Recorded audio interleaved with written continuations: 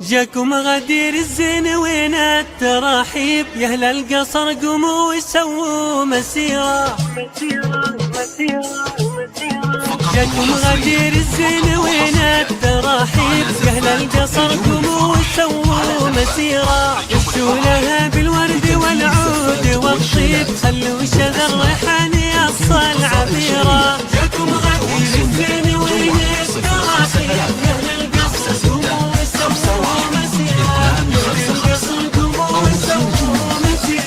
هذه ام سلطان بنت عواض اصيله، فيها من الطبا معاني كثيره. في زينها الفايق على كل تعبير، خلت حروف الوصف توقف بحيره.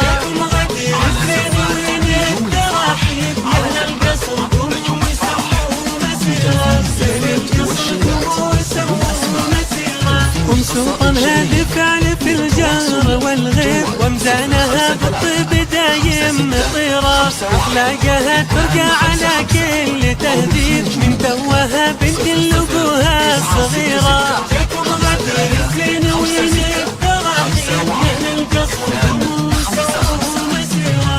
يا اهل القصر قوموا وسووا مسيرة.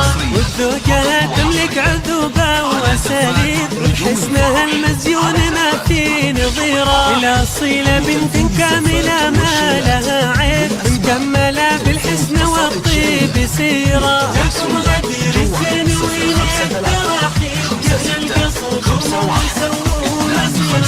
يا اهل القصر قوموا وسووا مسيرة.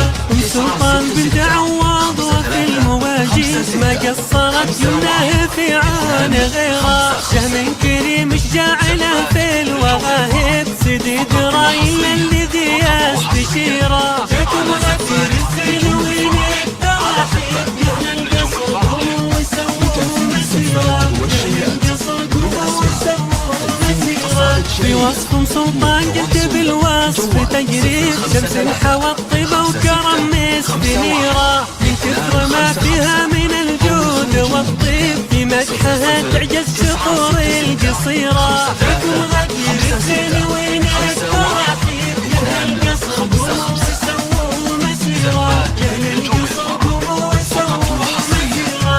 إن قلت أقول الصدق ما هي أكاذيب، اترك شهود الكل عين بصيرة. جاكم غدير الزين وين التراحيب، يا اهل القصر قوموا وسووا مسيرة.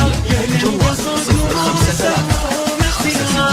5 1 2 5 5 أو من خارج المملكة.